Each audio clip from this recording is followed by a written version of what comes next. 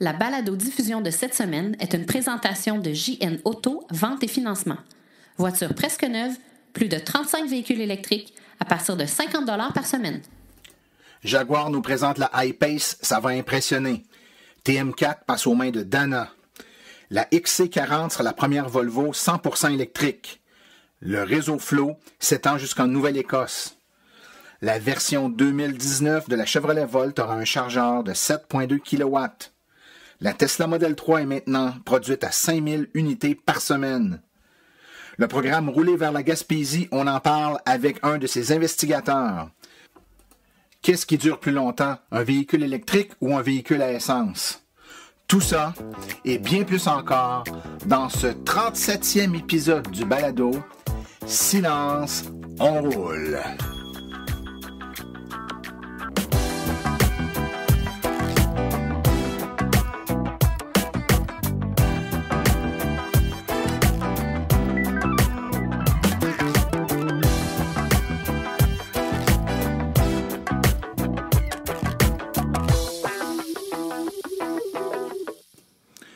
Bonjour tout le monde, mon nom est Martin Archambault, administrateur webmestre et porte-parole média de l'Association des véhicules électriques du Québec.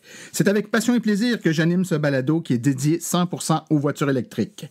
J'espère que vous allez bien, que vous avez passé un bon 2 semaines, que vous n'avez pas trop souffert de la canicule qui frappe le Québec parce que, oh oui mes amis, il fait chaud. Il fait même très chaud au Québec depuis une semaine, là, des températures, en tout cas dans la région de Montréal, qui se tiennent autour de 35 degrés Celsius de façon continue depuis une bonne semaine. Ça met à l'épreuve nos voitures électriques qui fonctionnent très bien, soit dit en passant, dans les grandes chaleurs de l'été comme ça. On ferme nos fenêtres, on met l'air climatisé et puis on profite là, en toute quiétude de nos voitures électriques d'une température qui est clémente. De plus, des chaleurs comme celle-là, ça nous rappelle que c'est l'été et que c'est le temps des vacances. Et pour ma part, ça sera les vacances après, dans 2 semaines. Donc, il reste le présent podcast, un autre dans 2 semaines. Et ensuite, malheureusement ou heureusement, ça dépend du point de vue, il y aura une petite pause. Donc, je vais sauter un podcast. Donc, il y aura une pause, dans le fond, d'1 mois là, entre le podcast dans 2 semaines et le suivant. Donc, ça va me permettre de profiter, moi aussi, de mon côté, là, des vacances, décrocher un peu, parce que je vous avoue que la préparation du podcast, l'enregistrement, les entrevues, cumulées avec les autres responsabilités là, au sein de l'association, ça demande beaucoup de temps. Ça me fait plaisir de le faire. Ceci dit, je le fais avec joie, plaisir, dévouement, sans compter les heures. Mais quand les vacances arrivent, on en profite, puis on décroche pleinement, on fait d'autres choses, on passe du temps en famille. J'espère que vous faites, soit dit en passant, la même chose de votre côté et que vous profitez là, des vacances pour être 100% avec votre famille et les gens que vous aimez. J'en profite pour saluer au passage des gens qui prennent le temps de nous écrire, de nous donner des feedbacks. Cette semaine, je salue Philippe Lemay qui s'est commis là, à m'envoyer un petit courriel, me féliciter et d'ailleurs me suggérer un sujet pour un prochain balado. Mon cher Philippe, considère ta demande comme en traitement, c'est-à-dire qu'on est en train de ramasser l'information nécessaire à être capable d'organiser le thème que tu nous as demandé. Donc, ça devrait venir dans les prochains mois. Vous aussi, si vous avez des suggestions, des idées, vous-même, vous avez un sujet que vous voudriez nous parler parce que vous êtes un connaisseur, un expert ou un adepte de quelque chose qui est en lien avec la voiture électrique, n'hésitez pas à m'écrire martin@aveq.ca. On est toujours à la recherche de sujets qui pourraient intéresser nos auditeurs. Si vous connaissez quelqu'un qui pourrait être intéressé à participer ou encore s'il y a un sujet que vous voudriez approfondir un peu puis que vous voudriez qu'on traite, gênez-vous pas, faites la demande. C'est là pour ça. On va écouter vos suggestions puis on va essayer d'y répondre le mieux possible. Je vous rappelle que vous pouvez aller faire un petit tour sur iTunes, donner un petit 5 étoiles au podcast si ça vous chante. Ça nous aide à être placé un petit peu plus haut dans la sélection des podcasts suggérés par Apple. On est disponible également sur le iTunes Store, sur Google Play et tous les grands moteurs et sites de balado-diffusion. Et je vous rappelle finalement que la meilleure façon de nous écouter, ce n'est pas via notre site web. Oui, vous pouvez le faire bien sûr, mais la meilleure façon, c'est de vous abonner pour recevoir automatiquement les balados sur votre appareil mobile. Toute la procédure se trouve sur notre site web au www.aveq.ca. /balado. Alors, cette semaine, on a encore une fois beaucoup de pain sur la planche. On a plusieurs actualités. On va avoir une entrevue où on va vous parler un peu, on va vous parler un peu de ce qui se passe au niveau des bornes de recharge rapide autour de la Gaspésie. Là, on est à l'aube des vacances. Peut-être vous allez faire un tour là-bas. Beaucoup de bornes, beaucoup de belles choses. Je veux qu'on parle un peu de ce succès-là d'installation des bornes dans la Gaspésie. Je dis souvent la blague, il est probablement plus facile de circuler autour de la péninsule gaspésienne en auto électrique que dans la région de Montréal parce que toute proportion gardée en termes de disposition, de cohérence de disposition des bornes de recharge, la Gaspésie est assez dure à battre, mes amis. Donc, je pense que ça va être bien intéressant. On va pouvoir parler de tout ça. On aura aussi la chronique Voiture électrique 101. Mais sans plus tarder, allons tout de suite écouter les actualités dans le monde de l'électromobilité.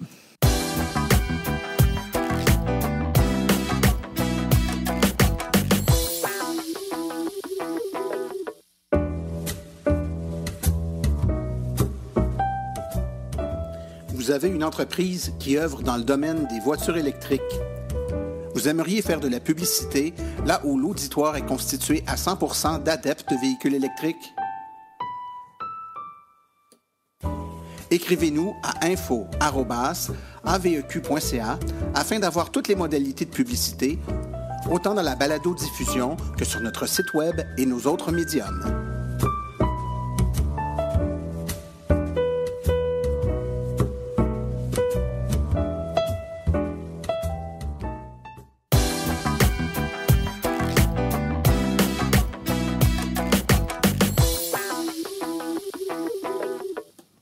On a maintenant eu les premières impressions de la Jaguar I-Pace 2019. Donc, cette voiture tout à fait sublime. On sait qu'il est toujours question de tradition quand on parle de la Jaguar, mais on oublie trop souvent que l'histoire de cette marque britannique est parsemée de coups d'audace, d'innovation. Donc, on parle ici d'un multisegment électrique spectaculaire qui est nettement moins cher que son rival direct. On croirait revivre le lancement de la légendaire E-Type. Donc, ceux qui n'ont jamais vu la Jaguar I-Pace, il faut jeter un coup d'œil à ce magnifique véhicule qui sera disponible en 2019 dans sa version actuelle. On a appris que Hydro-Québec a passé le contrôle de sa division TM4, qui est spécialisée en tout ce qui touche les moteurs électriques, à la firme Dana Incorporated pour une valeur de 165 millions de dollars. Donc, c'est à 2 jours de la Fête nationale du Québec, le 22 juin, qu'il y a eu la conclusion d'un partenariat de co-entreprise avec la société qui est cotée à la Bourse de New York, la Dana Incorporated, entre TM4 et Dana. Et TM4 deviendra le fournisseur de Dana pour les moteurs électriques et les ondulateurs de systèmes de commande associés. C'est la XC40 qui risque de devenir la première Volvo 100% électrique. C'est ce qu'a confirmé Volvo, en tout cas. Donc, la XC40, premier modèle 100% électrique de la gamme. Et cette annonce a été faite là en marge de la présentation de la S60. Et Thomas Ingnalt, qui est le directeur du design, en a encore dit un peu plus, là, que le XC40 électrique arriverait juste après le lancement du deuxième modèle Polestar. Les réservations de la Kona électrique débutent ici au Québec et on apprend que Hyundai annonce que 7000 réservations de la Kona électrique ont été faites en Norvège. Donc, la Kona commence là-bas à un prix équivalent là, à 39 813 $ US pour l'option avec la batterie de 64 kWh, la seule version qui sera disponible au Québec également. Les livraisons en Norvège vont commencer dès le 1er juillet 2018. Ça devrait être un peu plus tard en cours d'année pour ce qui est des livraisons au Québec. C'est le réseau de bornes de recharge fort populaire au Québec, le réseau FLO, qui a été choisi par Nova Scotia Power, le principal fournisseur d'électricité de la région de la Nouvelle-Écosse, pour fournir l'infrastructure de recharge pour un réseau de 12 bornes rapides à travers la province. Celles-ci vont être intégrées au réseau Flow, ce qui permettra aux électromobilistes québécois de s'y rendre avec facilité grâce à l'interopérabilité des réseaux Flow et circuits électriques. L'initiative rappelle celle qui avait été mise en œuvre là, par NB Power au Nouveau-Brunswick l'an dernier. AdEnergy avait également été retenu comme fournisseur d'infrastructures pour la province. Par l'entremise des deux projets, AdEnergy laisse son empreinte dans le développement d'électromobilité des maritimes. Plus largement, cela renforce leur position en tant que leader canadien de solutions de recharge pour véhicules électriques et ils deviennent ainsi l'opérateur du plus grand réseau de recharge au Canada d'un océan à l'autre. Dans un reportage de La Presse, on apprend que les véhicules électriques sont ni plus ni moins qu'un changement de paradigme au niveau de la revente. On sait en effet qu'acheter une voiture, c'est rarement un investissement, mais dans le cas de la voiture électrique, ça s'avère que c'est pas un gouffre financier comme pourrait l'être une voiture à essence, car les véhicules électriques se revendent à très bon prix, parfois même plus cher que le véhicule neuf. Le marché du véhicule électrique usagé a le vent dans les poupes et ce phénomène s'explique par trois facteurs.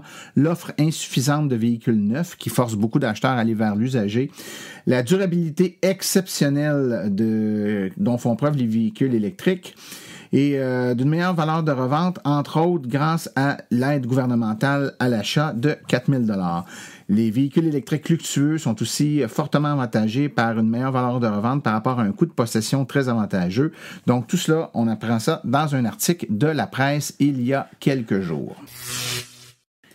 Le moins que l'on puisse dire, c'est que les objectifs du gouvernement italien sont très ambitieux. En effet, ce n'est pas moins que 1 million de véhicules électriques sur les routes en 2022 qui est visé par le gouvernement italien. Alors qu'en matière d'électrification des transports, le parc automobile italien actuellement est très en retard par rapport à la plupart des autres pays européens. Le gouvernement veut donc donner un coup de barre ambitieux pour redresser la situation. 1 million de véhicules électriques pour 2022, c'est un objectif qui pourrait coûter près de 10 millions d'euros à l'Italie. C'est le 1er octobre 2018 qu'entreront en vigueur les modifications au Code électrique, chapitre 5 du Code de la construction du Québec, et certains de ces ajouts visent précisément à s'adapter dès maintenant à la popularité grandissante des véhicules électriques. Selon le site de l'APCHQ, il sera maintenant exigé d'installer l'infrastructure de base pour l'alimentation éventuelle de bornes de recharge 240 volts pour véhicules électriques lors de la construction de maisons unifamiliales, de duplex et de triplex et de quadruplex ayant des espaces de stationnement ou des abris pour voitures. Plus précisément, il faudra installer dès la construction un câble électrique ou un conduit dans lequel il sera possible de passer le câble électrique en prévision du branchement d'une borne de recharge pour véhicules électriques. Le câble ou le conduit devra provenir du panneau électrique et aboutir dans une boîte de sortie située dans le garage ou près de l'allée de stationnement pour pouvoir alimenter un circuit de 40 ampères. À cet effet, un espace supplémentaire devra être réservé dans le panneau de distribution électrique et un dispositif de protection bipolaire installé. Le code prévoit aussi la norme d'installation et les prises de courant et les méthodes de calcul pour la charge applicable. Une période de transition de 6 mois s'appliquera dès le 1er octobre et permettra à l'industrie de s'adapter aux nouvelles exigences. Les chantiers ayant commencé avant le 1er avril 2019 pourront être effectués au choix selon les exigences du code électrique actuel ou modifié. Par contre, pour tout chantier débutant après le 1er avril 2019, les nouvelles exigences s'appliqueront et ce de façon obligatoire. Grande nouvelle pour les propriétaires de Chevrolet Volt. Le modèle 2019 sera finalement équipé d'un chargeur de 7,2 kW. Grâce à ce nouveau chargeur, une recharge complète pourra être complète en 2,3 heures. Ce nouveau système standard sur la Volt 2019 version première est disponible sur la version LT. Sera là dès la sortie des nouveaux modèles. On vous rappelle qu'actuellement, les chargeurs sur les Chevrolet Volt sont des chargeurs de basse puissance qui rechargent très lentement la batterie du populaire modèle de Chevrolet. Signe d'un changement de mentalité ou en tout cas d'une adaptation de l'industrie, BP, la très populaire compagnie d'essence très présente en Europe, rachète ChargeMaster, le réseau de bornes de recharge le plus important des Royaumes-Unis. BP s'attend à ce que l'énergie renouvelable soit la source de carburant en croissance la plus rapide dans les prochaines années. Il a déclaré que les véhicules électriques au Royaume-Uni devraient passer de 135 000 unités à 12 millions d'ici 2040. ChargeMaster compte actuellement 6 500 points de recharge et vend également des bornes de recharge à usage domestique. Connaissez-vous la compagnie de taxi chinoise Didi? Juste pour vous donner quelques statistiques, en 2017, en Chine, Didi a 450 millions d'utilisateurs, 21 millions de chauffeurs et utilise 260 000 véhicules électriques. Vous avez bien compris, 260 000 véhicules électriques pour une compagnie de taxi en Chine. Il vise maintenant 2 milliards d'utilisateurs d'ici 2020 et le nombre de véhicules électriques disponibles dans la flotte de Didi Chuxing augmentera à 1 million d'ici 2028. Didi Chuxing aimerait avoir 10 millions de véhicules électriques en opération avec l'aide de 31 manufacturiers tels Toyota, Renault, Nissan, Mitsubishi Alliance, Volkswagen, BAIC et BYD. Avis aux détracteurs de Tesla, la très populaire Model 3, dans le deuxième quart de 2018, a atteint 28 578 unités pour un total de 53 339 unités. Donc, les 28 518 Model 3 dépassent la production combinée de la Model S et de la Model X. Ceci représente une hausse de 55 % comparativement à la production du premier quart. Il y a eu presque 3 fois plus de véhicules du type Model 3 produits dans le deuxième quart que dans le premier quart et l'objectif de production de 5 000 véhicules par semaine a été atteint. Les parts de marché de la voiture électrique au Canada atteignent 2,3 % en mai. La barre du 1 % a été atteinte pour la première fois en septembre 2017. Il va sans dire que les 456 Model 3 vendus en mai lui donnent la 4e place dans les ventes de la voiture électrique au Canada. Les ventes de la Nissan Leaf, de la Chevrolet Bolt, de la Volt, de la Mitsubishi Outlander, de la Toyota Primus Prime, telles que rapportées dans le site web Green Car Reports de mai, nous permettent de constater là, qu'on a atteint des ventes de 5 000 véhicules électriques en mai et le mois de mai a été de loin le meilleur mois de vente de voitures électriques à ce jour au Canada.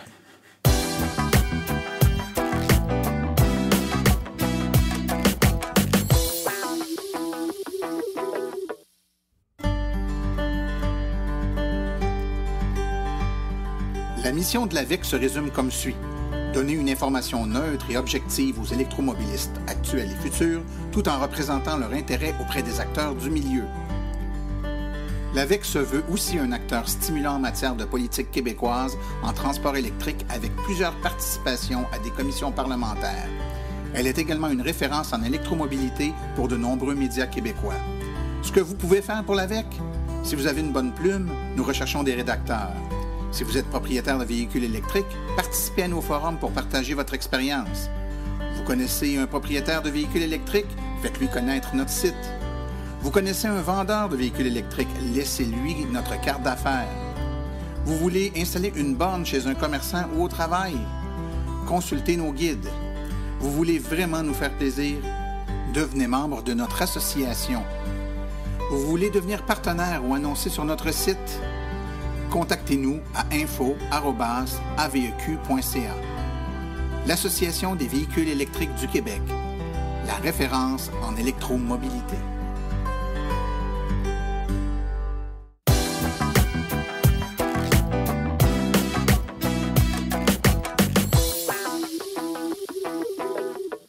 Alors, cette semaine, je suis en compagnie de Danny Bergeron. Danny qui s'est fait connaître dans les dernières années avec le projet Rouler vers la Gaspésie. Bonjour, Danny. Bonjour, Martin.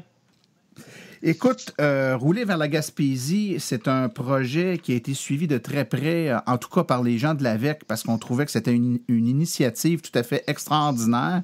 Peut-être que les gens qui sont un peu moins dans le milieu n'ont pas vu ce projet-là, en tout cas dans toutes ses coutures, mais on sait que c'est un réseau de bornes de recharge en Gaspésie, mais on ne sait pas trop d'où ça vient. Fait que je pense qu'aujourd'hui, on va essayer de mettre la table puis d'expliquer un petit peu ce que c'est. Donc, tout d'abord, Danny, explique-nous ce qu'est Rouler vers la Gaspésie et quelle est ton implication, toi, dans ce projet-là? Eh mon Dieu, Rouler vers la Gaspésie, là, on est en 2018, ça remonte déjà à 2014.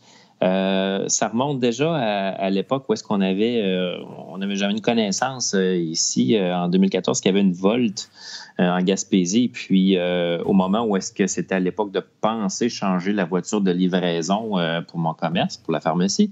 Alors l'idée des véhicules électriques m'est revenue. Donc, j'avais un copain qui était amateur de voitures aussi des années 2000 quand Tesla était sorti. Je savais que c'était pas très loin, mais bon, on s'entend, une Roadster, de Tesla n'était pas à portée de main. Alors, mais quand est arrivée la Volt et puis donc toutes les possibilités qui venaient avec, la passion est ressortie comme d'un coup sec. Faut pas m'en demander plus, mais ça a parti cet automne-là.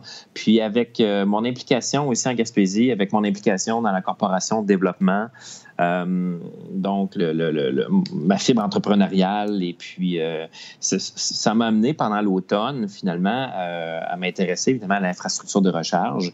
Et puis on commençait à apprendre sur les BRCC. On savait qu'au niveau des BRCC, circuit électrique, il y en avait une seule qui est un projet pilote à celle de Boucherville, si je ne me trompe pas. Ouais. Et puis, donc, c'était une technologie qui était naissante, mais on s'est dit, mon Dieu, si on avait des bornes à recharge rapide, ça serait génial. Je dirais même qu'un peu naïvement, je ne savais même pas que ma Volt, même si j'en avais une au tout début, qu'elle ne se branchait pas sur les BRCC. Fait que, comme d'autres, j'ai fait le saut dans mes débuts. Mais bon, toujours est-il qu'on cherchait à dire, ça va nous prendre une infrastructure de recharge rapide partout. Comme dit Daniel Breton aujourd'hui, je crois toujours que c'est un service essentiel et que ça fait partie, comme nos routes pavées aujourd'hui, de besoin pour couvrir le territoire d'un minimum au niveau national. Ceci étant dit, en 2014, l'idée d'avoir un réseau, des corridors de bornes à recharge rapide s'installait. On avait des discussions justement avec des électromobilistes, sans trop savoir si c'était des gens de l'AVEC ou juste des gens sur les réseaux sociaux. Là. Ça s'amenait. Puis là, l'idée de dire, mais il faudrait peut-être avoir un regroupement, puis il faut trouver une façon de financer. Fait que moi, comme dans n'importe quelle occasion entrepreneuriale, puis de projet de développement, c'était de voir comment on peut monter ce projet-là, comment ça coûte. Fait que juste aller chercher l'information. Combien ça coûte une BRCC, c'était déjà un exploit parce que c'est nouveau puis c'est pas des prix affichés comme sur Amazon. Hein. Alors, fait on apprend là-dedans. Et puis, il y avait eu à cette époque-là, au fil de discussion, j'ai fini par faire la rencontre de Sylvain Juteau à cette époque-là. C'est même à ce moment-là que je suis allé acheter ma Heavy Duty. Et puis, il y avait en fait, c'est j'ai discuté avec Sylvain Juteau parce qu'il y avait une initiative au départ pour une coopérative, puis une coopérative au niveau du Québec, donc au niveau national, sauf que il y avait aussi Hydro-Québec qui s'en venait avec le partenariat avec Adénergie pour les BRCC, puis il y avait eu la rumeur, on est à l'automne 2014, là, décembre, là, puis là, la rumeur s'en venait que ça allait avoir un programme à 50-50.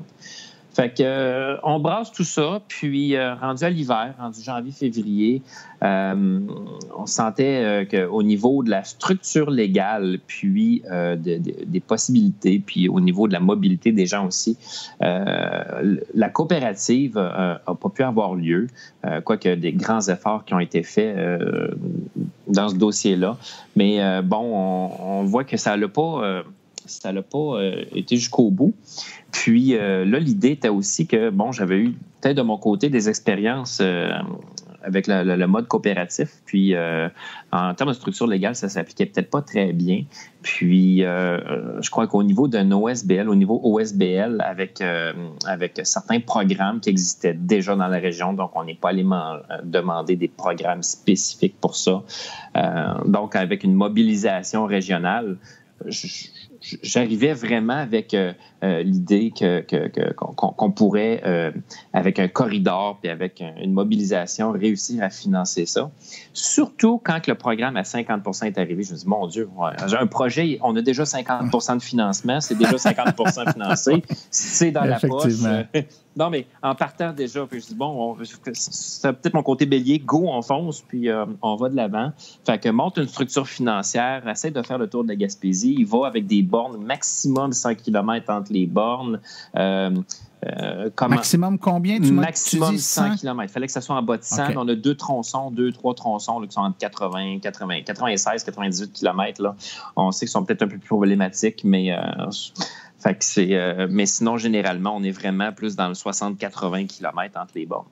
Mais tout ça, c'était pour aussi être à des endroits stratégiques puis avoir le minimum de bornes pour faire tout le tour de la Gaspésie. Parce qu'on aurait pu en mettre 13, 14, 15, 16, mais là, on aurait aussi gonflé le budget.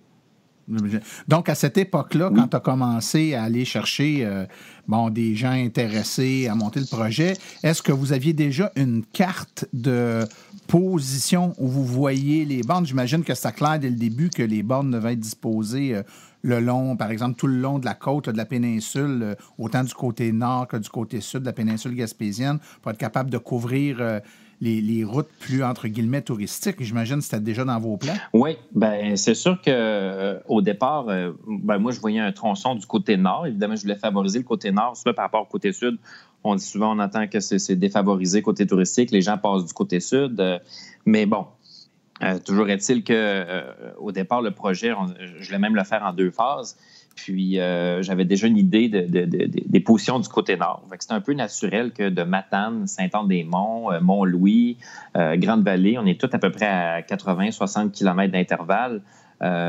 C'était déjà... il y avait des villages relais dans tout ça. Donc, ça devenait un peu naturel par le côté nord où est-ce qu'on place les bornes.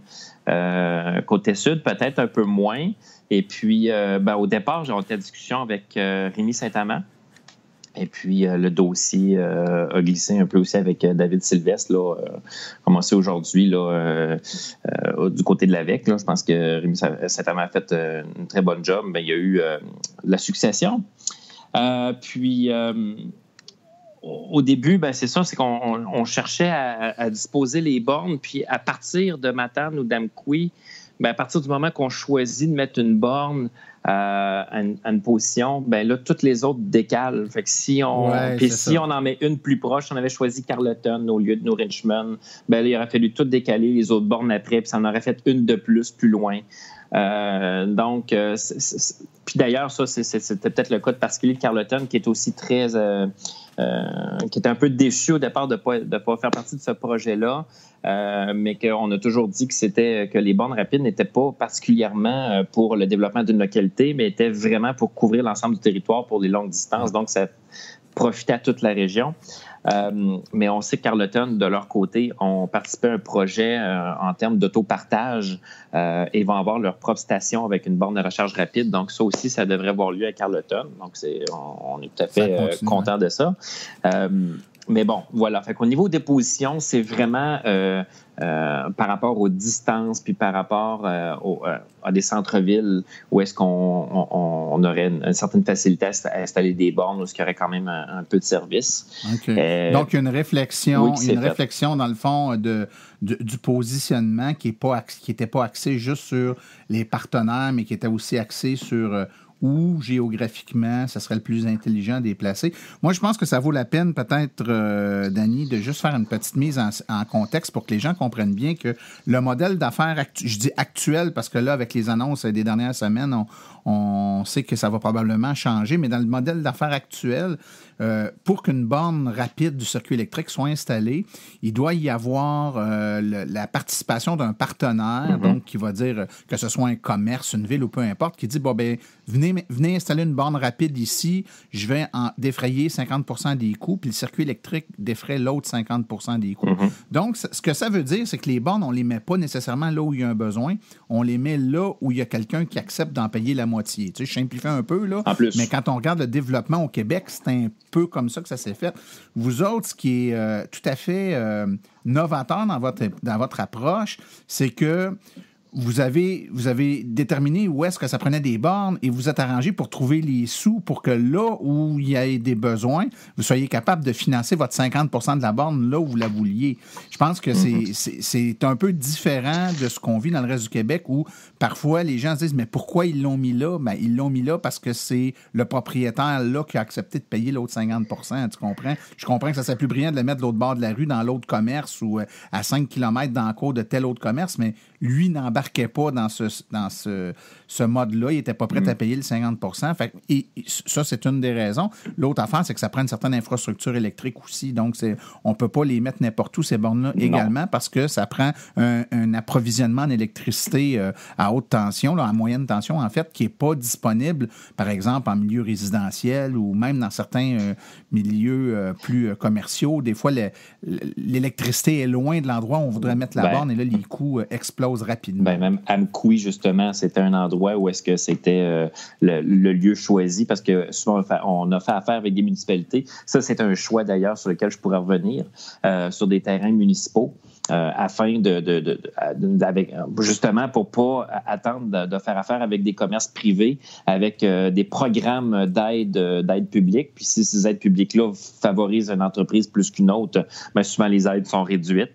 Et puis, on voulait pas non plus, on voulait faire ça assez rapidement, puis pas non plus avoir de chicanes, puis dire des entreprises, pourquoi moi j'ai pas été au courant, puis pourquoi, Fait mon objectif est toujours de faire affaire avec les municipalités qui ont choisi sur quel terrain ils voulaient, puis sur le terrain que les municipalités ont choisi, là où ils voulaient la borne, c'est par exemple à Amqui, on n'était pas tout à fait proche, là, il y avait, on s'est posé la question si on avait accès, si c'était pas trop loin du triphasé, parce que le triphasé, là, il n'était pas proche, là. Alors, la tournée qu'on a faite, c'est que quand on a choisi des positions initiales, il y a quand même une tournée de la Gaspésie qui s'est faite là, en 2 jours là, avec nos représentants du circuit électrique, là, avec un ingénieur et puis notre chef relation d'affaires. Et puis, ça a été un cours de génie électrique et civil. Ça a été très intéressant. Bon, écoute, juste pour nous donner une idée, donc de ce projet-là, vous avez trouvé donc des partenaires dans la région de la Gaspésie, des gens prêts à s'impliquer financièrement d'abord, parce qu'il faut le 50 % qui est payé par le circuit électrique, ça veut dire qu'il y a un autre 50 % qui doit être payé pour chaque borne un peu partout. Voilà. Vous avez déterminé les endroits. Et là, combien de bornes vous avez installées là, dans cette phase-là là, d'installation de bornes rapides autour de la Gaspésie? Il y en a eu 11. Donc, il y a eu 11 bornes. Et puis, pour faire le tour de la Gaspésie, et ça, peut-être qu'il y en a peu qui le savent, sauf par chez nous, on le sait très bien. La Gaspésie, il y a 2 Gaspésies. Il y a une Gaspésie touristique et une Gaspésie administrative. Fait que déjà, quand on fait des demandes, Gaspésie touristique, nous, c'est la boucle complète quand on passe de Sainte-Flavie, Montjoly, puis on fait le tour de la Gaspésie.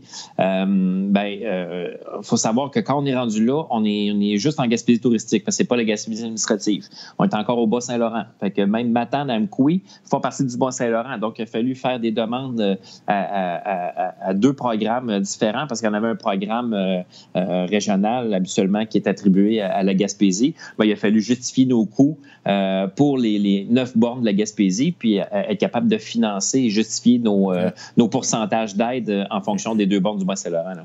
Quand tu dis programme, Danny, je veux bien te suivre, c'est que contrairement, par exemple, à un Saint-Hubert qui se fait payer la moitié de la borne par le circuit électrique puis sort 50 % du coût de ses poches puis paye, vous autres, vous avez frappé à des portes pour des programmes gouvernementaux pour aller chercher des sous pour vous aider là-dedans, c'est ça que tu veux dire? Pour des projets structurants, pour du développement.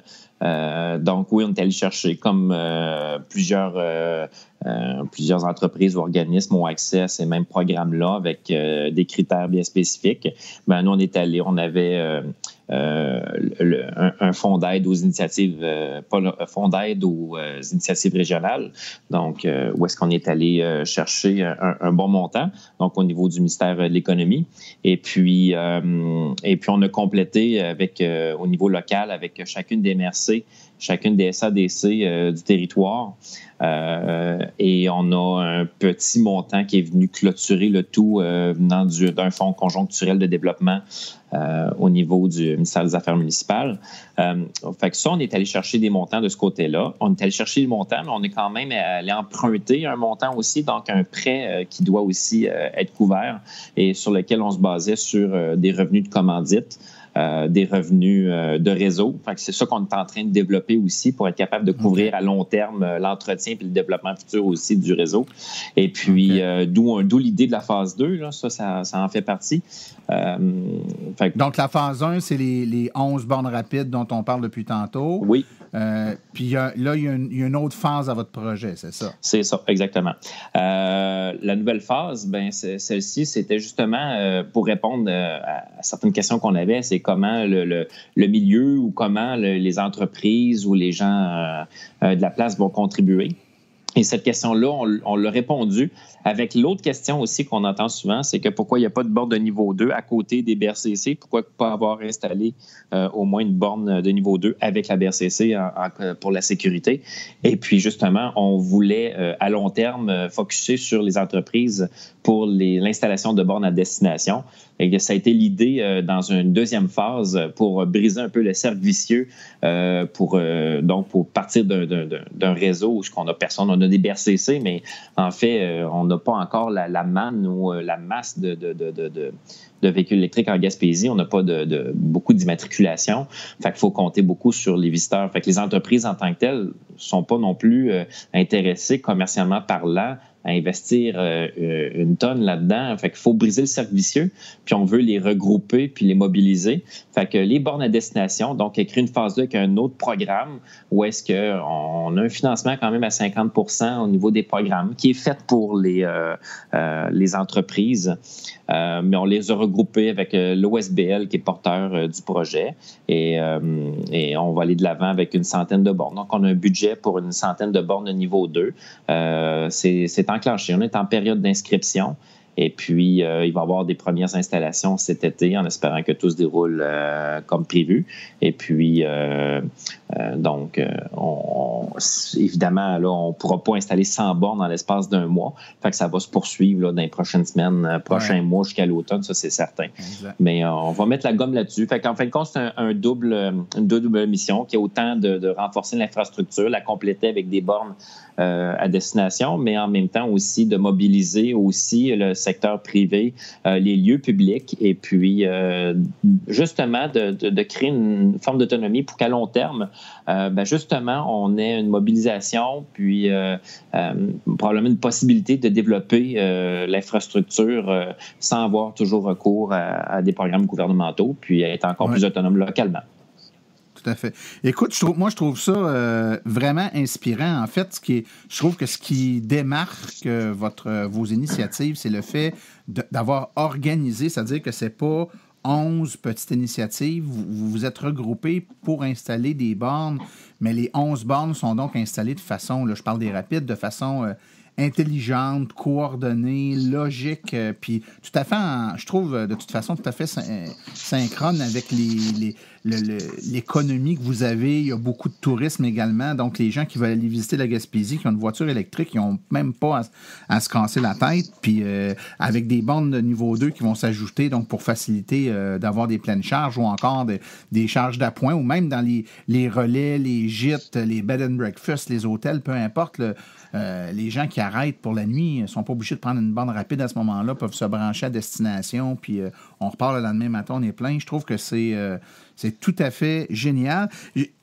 Permets-moi de te demander, je sais que David Sylvestre, donc, qui est notre directeur régional dans la région de la Gaspésie, s'implique dans votre projet dans phase 2, il est là. Effectivement. Donc, depuis, ça fait longtemps que je discute avec, et puis au niveau de la phase 2, puis la sélection des bornes, même au niveau du ministère des Affaires municipales. Donc, on nous incitait à aller chercher quand même plusieurs personnes, ça ne soit pas fait en vase clos, mais qu'on ait des personnes représentatives pour avoir une sélection qui va être juste équitable avec des critères qui ont été établis et puis qui ne sont pas exhaustifs, donc évidemment qui peuvent s'ajouter. Mais donc, David fait partie officiellement là, du comité de suivi, puis suivi de sélection là, des bornes qui va suivre. Ben, c'est pas mal intéressant. Écoute-moi, en terminant, Dani, ce que j'ai envie de dire à nos auditeurs, là, c'est que si vous n'avez pas encore fait votre choix de destination pour vos vacances d'été, je sais que plusieurs électromobilistes, l'année passée, l'autre année avant, ont fait le tour de la Gaspésie. Il y en a même qui l'ont fait avant même que toutes ces bornes-là soient installées, puis ont réussi à le faire. Fait que c'est d'autant plus facile maintenant. Moi, je vous invite sur les différents forums de l'AVEC ou les sites web Facebook, là, vous allez voir, il y a plusieurs personnes qui l'ont fait, qui vous expliquent en détail où ils ont arrêté, puis à quel point c'est agréable. En fait, même, c'est plus facile de faire le tour de la Gaspésie en auto électrique que la très grande majorité des régions du Québec. Puis on sait que les électromobilistes sont réputés pour savoir remercier les gens qui embrassent la cause de l'électromobilité en les encourageant. On le fait avec les restaurants puis les commerces qui ont installé des bornes. Ben pour les régions touristiques, je pense que c'est un peu la même logique qui s'applique. Donc, j'encourage les gens là, qui auraient le goût d'aller visiter la Gaspésie, de faire le tour, de profiter de routes puis de panoramas tout à fait exceptionnels, tout en ayant une tranquillité d'esprit au niveau de la recharge, de faire le tour. Si les gens veulent avoir un peu d'informations, Dani, qui sont pas inquiètes, mais qui aimeraient un peu se faire renseigner sur, c'est où les spots arrêtés, qu'est-ce qu'il y a à faire proche des bornes. Est-ce qu'il y a de l'information qui est disponible pour faciliter je ne sais pas si on devrait appeler ça l'écolotourisme, là, mais en tout cas, l'électrotourisme, en tout cas. Bien, je dois avouer que de notre côté, on est en mode construction du réseau. Fait que c'est sûr que l'organisation de ce côté-là n'est pas mieux organisée qu'ailleurs. Je sais que la plupart du temps, on cherche sur Google, PlugShare, quoi que ce soit, puis on trouve déjà de l'information. On va sur nos réseaux sociaux, puis on voit déjà les gens qui ont de l'expérience et on suit les périples. Je pense que ça reste peut-être un peu la meilleure façon. Sinon, les guides touristiques qui existent déjà sont aussi bons, qu'on soit électromobiliste ou pas. C'est surtout de savoir où s'arrêter puis quel choix on a à faire. On les fait en fonction de nos besoins d'électromobilistes. On complète avec les guides officiels. Mais au lieu de toujours chercher à 50 places différentes, avec le temps, tous les membres qui vont s'inscrire, tous les gens qui vont installer des bornes de niveau 2, on invite aussi toutes les entreprises de la Gaspésie à participer au mouvement. C'est de s'inscrire. Et on a un site répertoire. Donc, le site, pour l'instant, n'est pas encore n'est pas pleinement fonctionnel, mais c'est prévu donc dans les prochains mois justement d'y mettre des efforts pour que ça devienne une plateforme justement pour trouver l'information. Fait que si c'est pas vraiment pour l'été, si tout se déroule comme prévu, on peut penser pour les prochaines années, ça va continuer de plus belle. Le besoin, comme je le dis, c'est comme on installe une prise électrique, c'est pas bon juste pour 1 ou 2, 3 ans. Hein, c'est bon pour 20 ans, c'est bon pour la durée de la maison. Alors, ça va être là pour les prochaines années. Fait que c'est vraiment pas vraiment un besoin à court terme. Fait que c'est de revenir puis de voir l'évolution de tout ça. C'est sûr que, j'ai un penchant pour inviter les gens à Gaspésie, mais j'aimerais souligner de façon fraternelle avec les autres régions. Je suis au courant de d'autres initiatives. Je sais que d'autres développements vont venir. Je crois que le développement de l'électromobilité se fait souvent pas assez rapidement pour nous. Peut-être que dans l'histoire, ça se fait quand même assez rapidement. Je crois que c'est ça. Il ne faut pas perdre espoir. Puis d'autres régions aussi vont embarquer sur la map. Puis il y a peut-être des surprises, des collaborations qui vont avoir lieu. Et puis, je pense que toutes les régions du Québec auront avantage à être visitées en tant qu'électromobiliste. Voilà. Donc, redécouvrir le Québec. Ben oui, tout à fait. Tout à fait. Comme je disais tout à l'heure, l'électrotourisme, appelons-le comme ça, c'est quelque chose qui s'en vient de plus en plus populaire. Puis c'est certain que quand des régions sont bien desservies, comme c'est le cas dans votre région, c'est rassurant. Il faut dire que dans votre coin, la disposition des bornes rapides fait en sorte que même les voitures tout électriques de première génération, là, généralement, sont capables. Il n'y a jamais plus de 100 km. C'est toujours en bas de 100 km de distance entre chacune des bornes rapides. La plupart étant à quoi? 80, entre 60 et 80 km de distance? C'est ça, exactement. Donc, c'est assez facile, même pour une voiture toute électrique de petite autonomie, de faire le tour. Ça, je disais, c'est rassurant. Les gens n'ont pas à s'inquiéter. On sait qu'on va être capable de circuler, et ce, sans trop avoir à s'inquiéter. Écoute, Danny, moi, au nom de l'Association des véhicules électriques du Québec, j'ai envie de te remercier pour le travail inspirant que tu fais, qui, bien évidemment, trace la voie puis donne des envies à d'autres régions, et certainement que d'autres régions pourront suivre le pas. Puis, on va sûrement avoir la chance de se rencontrer. Là, je planifie, moi aussi, là, peut-être pas dans le courant de l'été parce que j'ai déjà des plans qui sont faits, mais peut-être de bonne heure après l'été ou au plus tard l'année prochaine, d'aller faire un tour dans la région, puis on ira se serrer la pince en personne dans ton coin de pays. Bien, certainement. Je te remercie beaucoup. Ça fait plaisir. Bye-bye. Merci, Danny. Au revoir.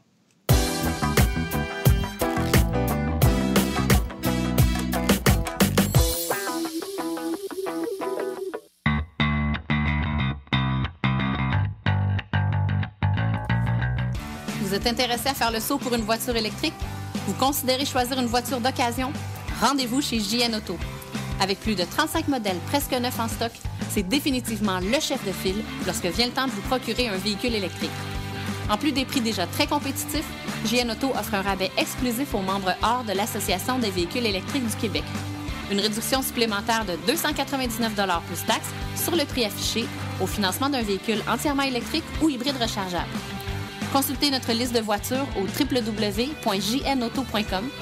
Téléphonez-nous au 1-888-821-3084 ou rendez-vous directement en succursale au 317 route 116 à Richmond, en Estrie. JN Auto, choix, qualité et service après-vente irréprochable depuis 35 ans.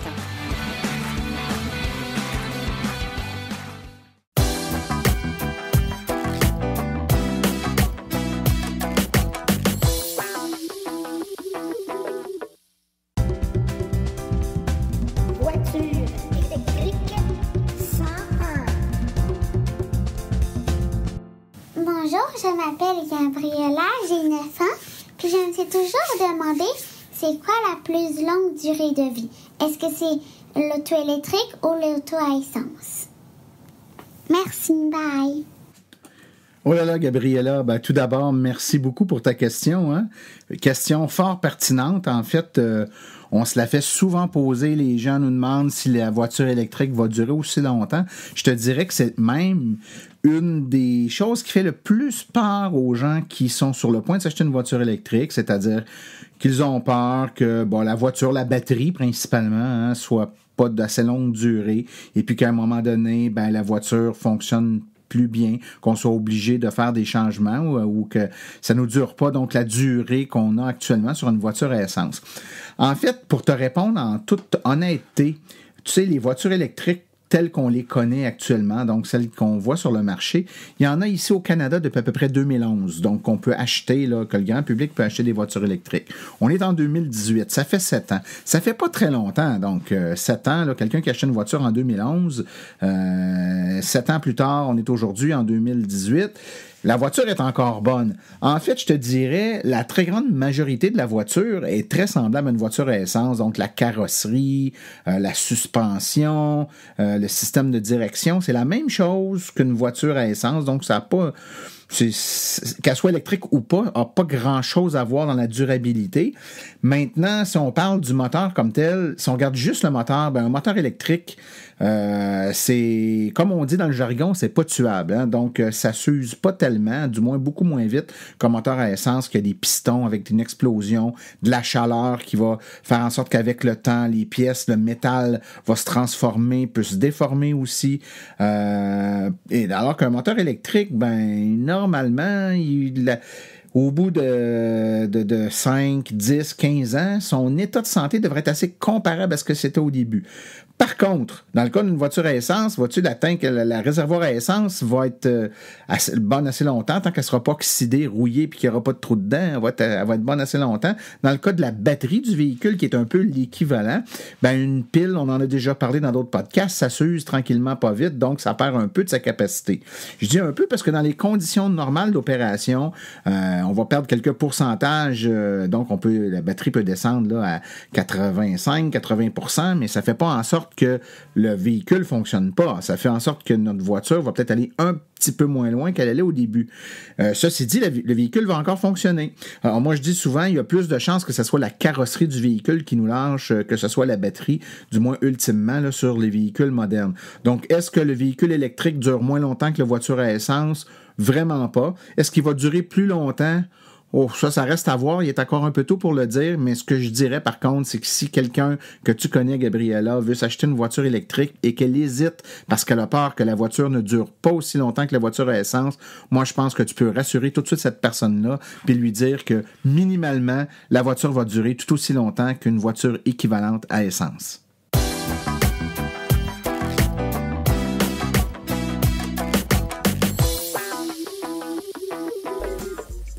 Voici les événements à venir dans les prochaines semaines dans le monde de l'électromobilité.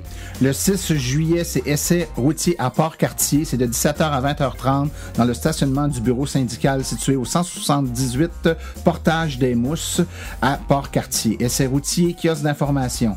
Le Branchez-vous Montréal, grand événement les 6 et 7 juillet 2018. C'est au Cégep Marie-Victorin, salle des Îlets, local C108, au 7000 rue Marie-Victorin à Montréal. Des essais routiers, de l'information et une inscription à l'avance est nécessaire pour réserver le circuit d'essai. Festival des guitares le 7 juillet 2018 de 10h à 16h au Parc du Centenaire de Lac-aux-Saumons, essai routier et kiosque d'information. Joliette électrique le 7 juillet 2018 de 10h à 16h, c'est à la place Bourget de Joliette, conférence de l'AVEC, essai routier, présentation de M. Jacques Duval.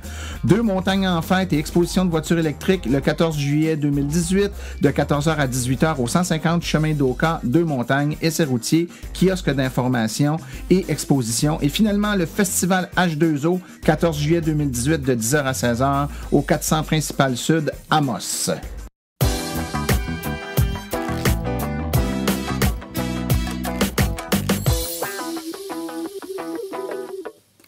Ceci conclut la présente balado-diffusion. L'AVEC remercie tous les collaborateurs, particulièrement Danny Bergeron et la petite Gabriella, pour leur participation aujourd'hui. La reproduction ou la diffusion de l'émission est permise, mais l'Association des véhicules électriques du Québec apprécierait en être avisée. Toutes questions concernant l'émission peuvent être envoyées à l'adresse martin@aveq.ca. Pour les questions générales regardant l'électromobilité ou l'association, veuillez plutôt écrire à info@aveq.ca. Et pour vous renseigner et avoir accès à toute la documentation de l'AVEC, visitez le www.aveq.ca.